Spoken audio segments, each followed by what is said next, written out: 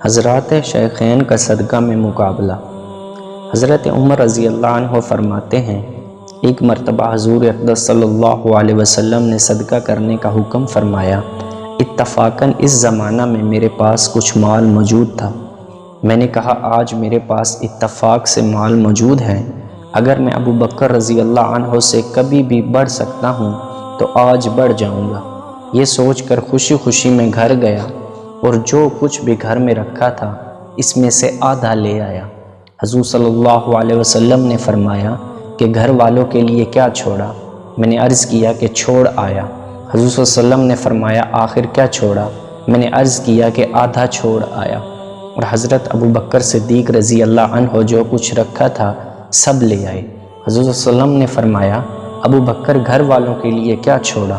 انہوں نے فرمایا کہ ان کے لیے اللہ اور اس کے رسول کو چھوڑ آیا، یعنی اللہ اور اس کے رسول پاک صلی اللہ علیہ وسلم کے نام کی برکت اور ان کی رضا اور ان کی خوشنودی کو چھوڑ آیا۔ حضرت عمر کہتے ہیں، میں نے کہا حضرت ابو بکر سے کبھی نہیں بڑھ سکتا۔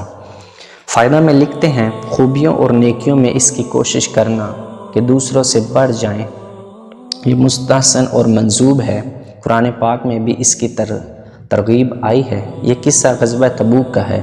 اس وقت میں حضور صلی اللہ علیہ وسلم نے چندہ کی خاص طور سے ترغیب فرمائی تھی اور صحابہ کرام رضی اللہ عنہم نے اپنے اپنے حوصلے کے موافق بلکہ ہمت و وسعت سے زیادہ اعانتیں فرمائی، جن کا ذکر پیچھے باب میں گزر چکا ہے۔ صحابہ رضی اللہ عنہ کا دوسروں کی وجہ سے پیاسا مرنا۔ حضرت ابو جہم بن حذیفہ رضی اللہ عنہ کہتے ہیں کہ یرموک کی لڑائی میں اپنے چچا زاد بھائی کی تلاش میں نکلا کہ وہ لڑائی میں شریک تھے، اور ایک مشکیزہ پانی کا میں نے اپنے ساتھ لیا کہ ممکن ہے وہ پیاسا ہو تو پانی پلاؤں۔ اتفاق سے وہ ایک جگہ اس حالت میں پڑے ہوئے ملے کہ دم توڑ رہے تھے اور جان کنی شروع تھی۔ میں نے پوچھا، پانی کا گھونٹ دوں؟ انہوں نے اشارے سے ہاں کی۔ اتنے میں دوسرے صاحب نے جو قریب ہی پڑے تھے اور وہ بھی مرنے کے قریب تھے، آہ کی۔ میرے چچا زاد بھائی نے آواز سنی تو مجھے ان کے پاس جانے کا اشارہ کیا۔ میں ان کے پاس پانی لے کر گیا۔ وہ ہشام بن ابی العاص تھے۔ ان کے پاس پہنچا ہی تھا کہ ان کے قریب ایک تیسرے صاحب اسی حال میں پڑے دم توڑ رہے تھے۔ انہوں نے آہ کی۔ ہشام رضی اللہ عنہ نے مجھے ان کے پاس جانے کا اشارہ کر دیا۔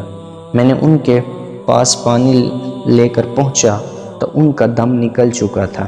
ہشام کے پاس واپس آیا، وہ بھی جاں بحق ہو چکے تھے۔ ان کے پاس سے اپنے بھائی کے پاس لوٹا، وہ اتنے میں وہ بھی ختم ہو چکے تھے۔ انا للہ و انا الیہ راجعون۔ فائدہ میں لکھتے ہیں کہ اس نوع کے متعدد واقعات کتب حدیث میں ذکر کیے گئے ہیں۔